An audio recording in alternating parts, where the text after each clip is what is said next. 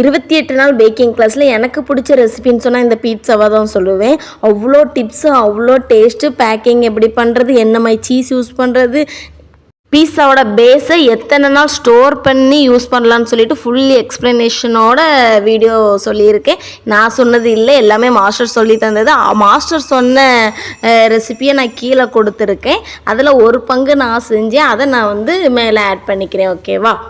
First மைதா, நல்லா gluten உள்ள மைதாவை பார்த்து எடுத்துக்கோங்க. க்ளூட்டன் மீன்ஸ் நல்லா ரப்பர் மாதிரி இழுக்கணும்ல, பொரோட்டா மைதா அந்த மாதிரி மைதாவை பார்த்து எடுத்துக்கோங்க. சீனி, உப்பு, ஈஸ்ட்டு நல்ல ஈஸ்டானு நல்லா லைட்டாக சுடு தண்ணியில் போட்டு செக் பண்ணிக்கோங்க.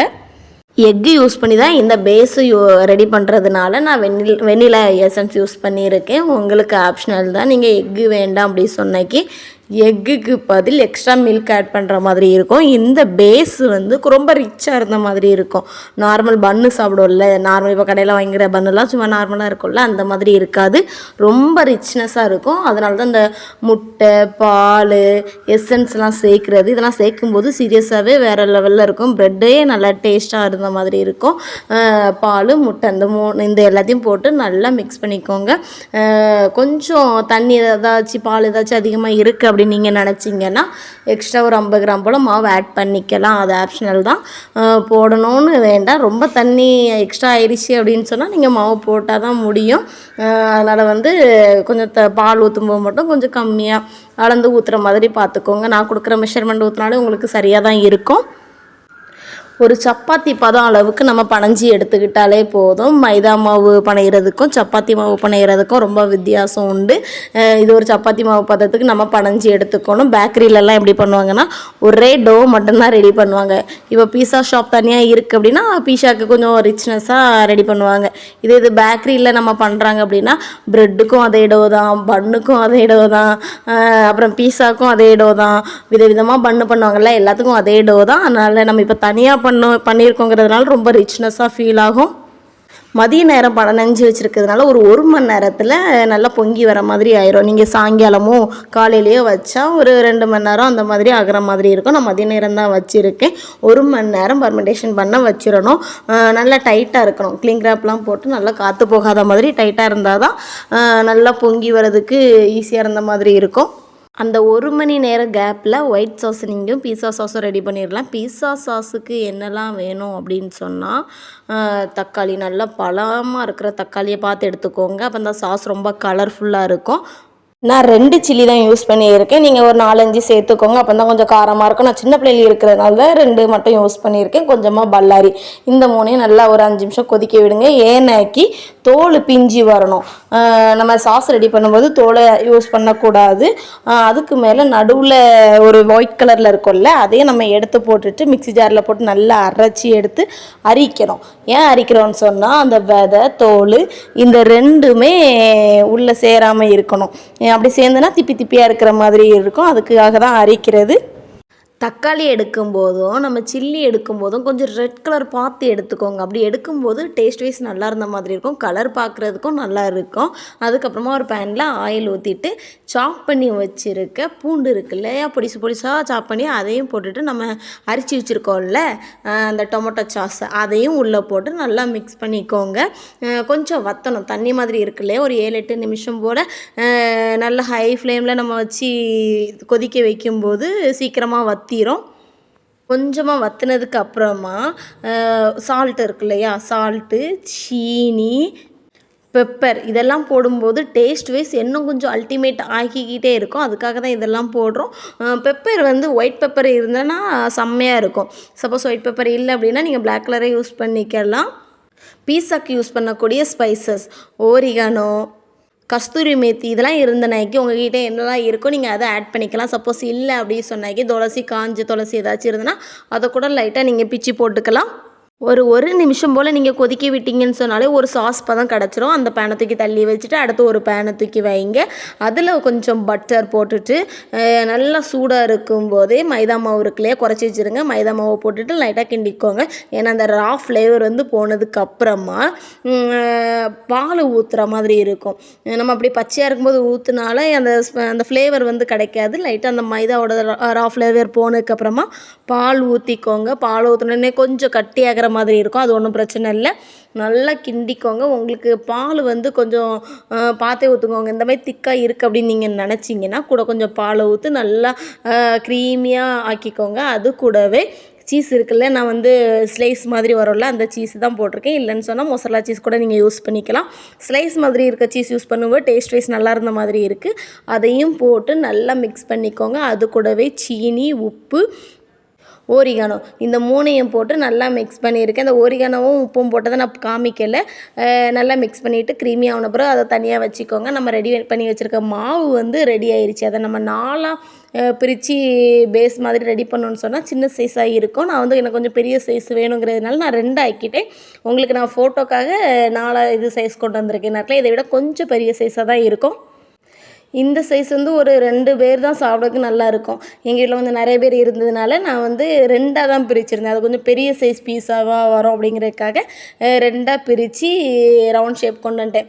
இப்போ மாஸ்டர்ஸ்லாம் பார்த்திங்கன்னு சொன்னால் கையை வச்சு ஷேப்பு கொண்டு வந்துடுவாங்க. நமக்கு வந்து பழக்கம் இல்லைல்ல, பெரிய லெவலில் பழக்கம் இல்லைங்கிறதுனால நான் வந்து நம்ம சப்பாத்தி மாவுக்கு உருட்டுற இதை வச்சு நான் உருட்டிட்டேன். இந்த மாதிரி பேஸ் வந்து பேக்கரியிலலாம் எப்படி பண்ணுவாங்கன்னு சொன்னால் நம்ம ப்ரெட்டுக்கெலாம் பேஸ் ரெடி பண்ணுவாங்களே அதே பேஸை வச்சு எல்லாத்துக்குமே போட்டுருவோம். ப்ரெட்டு, பன்னு, ஜாம் பன் அப்படி சொல்லிட்டு எல்லாத்துக்குமே பீஸா பேஸு, ஷவர்மாக்குள்ள பேஸு எல்லாமே ஒரே டோ வச்சு முடிச்சிருவாங்க. இது பீஸா ஷாப் அப்படி சொல்லும்போது இந்த மாதிரி ப்ரிப்பரேஷனாக இருக்கும். அது கூடவே 230 டிகிரியில் ப்ரீஹீட் போட்டு வச்சுக்கோங்க 10 நிமிஷத்துக்கு. ஒரு 10 நிமிஷம் நீங்கள் பேக் பண்ணி எடுக்கிற மாதிரி இருக்கும். அதாவது ஆஃப் குக்குடு, ரொம்பவும் பேக் ஆகக்கூடாது, பேக் ஆகாமல் இருக்கக்கூடாது. அரை குக்கு வந்து வெந்திருக்கிற மாதிரி இருக்கும். அந்த அரை குக்கோட நம்ம வந்து சூடெலாம் ஆறுனதுக்கப்புறமா கிளிங் ரேப் பண்ணி ஃப்ரிட்ஜில் நார்மல் ஃப்ரிட்ஜில் வச்சோம் அப்படின்னு சொன்னால் ஒரு 3 நாளைக்கு நம்ம ஸ்டோர் பண்ணிக்கலாம். இல்லை ஃப்ரீசரில் வச்சிங்கன்னு சொன்னால் ஒரு 5-6 நாளைக்கு நீங்கள் வந்து ஸ்டோர் பண்ணிக்கலாம். காற்று போகாத மாதிரி நீங்கள் வச்சுக்கோங்க. வெளியே வச்சு சாப்பிடணும் அப்படின்னாக்கி இன்றைக்கி நாளைக்கு அந்த மாதிரி நீங்கள் வந்து யூஸ் பண்ணிக்கலாம். காற்று போகாத மாதிரி மட்டும் பார்த்துக்கோங்க. இந்த பேஸில் வந்து ஒரு ஸ்போக் வச்சு ஃபுல்லாக ஓட்டை ஓட்டையாக போட்டுக்கோங்க. ஸ்போக் இல்லை அப்படின்னாக்கி நார்மலாக டூத் பீக் இருக்கு இல்லையா, அதை வச்சு நல்லா ஓட்டை போட்டுக்கோங்க. ஏன் ஓட்டை போடுறோன்னு சொன்னால் நம்ம அப்படியே பேக் பண்ணி எடுக்கும்போது ஃபுல்லாகவே பன்னு மாதிரி ஆயிரும். நமக்கு பன்னு மாதிரி தேவைப்படாது. அதனால் ஃபுல்லாக ஸ்போக் வச்சு ஓட்டை ஓட்டையாக போடும்போது பன்னு மாதிரியும் ஆகாது, சப்பாத்தி மாவு மாதிரியும் ஆகாது, நார்மல் சைஸாக இருந்த மாதிரி இருக்கும். ஸோ ஃபுல்லாக ஓட்டையாக போட்டுக்கோங்க.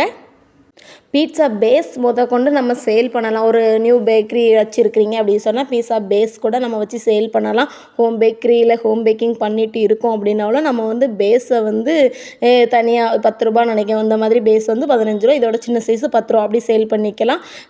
இப்போ ஆஃப் குக்கு வெந்துருச்சு பார்த்தீங்கனாலே தெரியும். நல்லா பெரிய சைஸாக நான் பண்ணியிருக்கேன். ப்ரெட்டு மாதிரி இல்லாமல், பன்னு மாதிரியும் இல்லாமல், சப்பாத்தி மாதிரியும் இல்லாமல் கொஞ்சம் பெரிய சைஸாகவே தான் இருக்கும். இது ஒரு வகையான பீஸாக்கான டோ. அது பன்னு மாதிரி இல்லாமல் சப்பாத்தி மாவு மாதிரி இல்லாமல் இருக்கும். இன்னொரு டோ மாவு வந்து எப்படி இருக்கும்னு சொன்னால் கொஞ்சம் சப்பாத்தி மாதிரி தேய்ப்பாங்க. அது ரொம்ப மெலிசாக தேய்க்கிற மாதிரி இருக்கும். நமக்கு எந்த மாதிரி வேணுமோ அந்த மாதிரி நம்ம தேய்ச்சிக்கலாம். நம்ம ரெடி பண்ணி வச்சுருக்க ஆஃப் குக்குடு பேஸை வச்சுட்டு அதுக்கு மேலே நம்ம ரெடி பண்ணி வச்சுருக்கோம் இல்லையா சாஸை ஊற்றிக்கணும். சாஸு வந்து ரெடி பண்ண கஷ்டமாக இருந்ததுன்னா கடையில் ரெடிமேடாக கிடைக்கிது, அதை கூட யூஸ் பண்ணிக்கலாம். அதுவும் கஷ்டமாக இருந்தால் டொமேட்டோ சாஸ் யூஸ் பண்ணிக்கோங்க. ஏன்னா நம்ம இதில் வந்து ஒயிட் சாஸ் நீங்கள் யூஸ் பண்ணுறதுனால டொமேட்டோ சாஸ் யூஸ் பண்ணாலும் இதுக்கு நல்லாயிருக்கும்.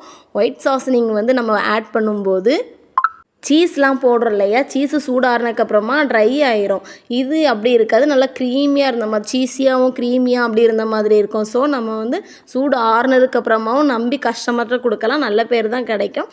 அதுக்கு மேலே ஃபுல் லோடடாக மொசரலா சீஸ் யூஸ் பண்ணணும். மொசரலா சீஸ் யூஸ் பண்ணால் மட்டும்தான் நல்ல நூல் மாதிரி இருக்கும்.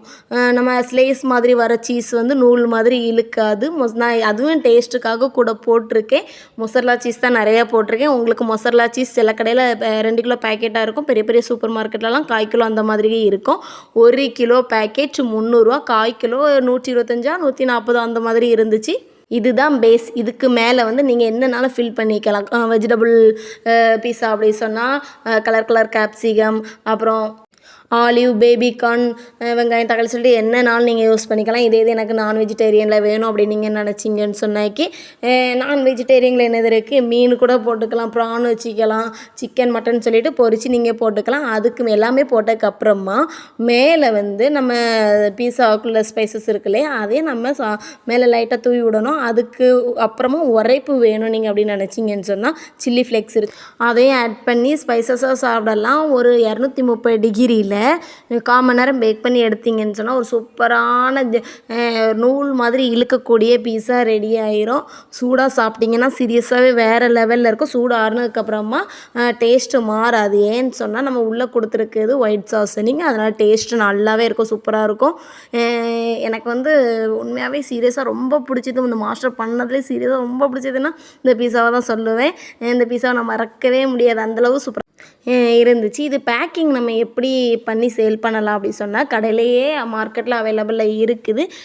சைஸுக்கு ஏற்ற மாதிரி 8 ரூபா, 10 ரூபா, 12 ரூபா அந்த மாதிரி சைஸுக்கு ஏற்ற மாதிரி இருக்குது. நம்ம பீஸாவை பேக் பண்ணி அப்படியே எடுத்து பாக்ஸில் போட்டதுக்கப்புறமா கட் பண்ணி அப்படியே பேக் பண்ணி கொடுக்கணும். அதில் சின்ன சின்ன ஹோல்ஸ் கொடுத்துருப்பாங்க. இப்போ நார்மல் கேக் பாக்ஸாக இருந்த அன்னைக்கு ஆவி படுற மாதிரி ஆயிரும் இல்லையா, அதனால் அந்த மாதிரி இருக்கக்கூடாதுங்கிறக்காக சின்ன சின்ன ஹோல்ஸ் வச்சு பாக்ஸ் இருக்குது. அந்த பாக்ஸை வாங்கி நீங்கள் வந்து பேக் பண்ணி டெலிவரி பண்ணிக்கலாம். ஒரு பீஸாவோட செலவு 80-90 ரூபா தான் ஆகும், அதுக்கு மேலே போகாது. நீங்கள் ரொம்ப ரீச்சபிளாக இருக்கும். கண்டிப்பாக நீங்கள் ட்ரை பண்ணி சேல் கூட பண்ணிக்கலாம். இந்த வீடியோ பிடிச்சினா ஒரு லைக் பண்ணுங்கள்.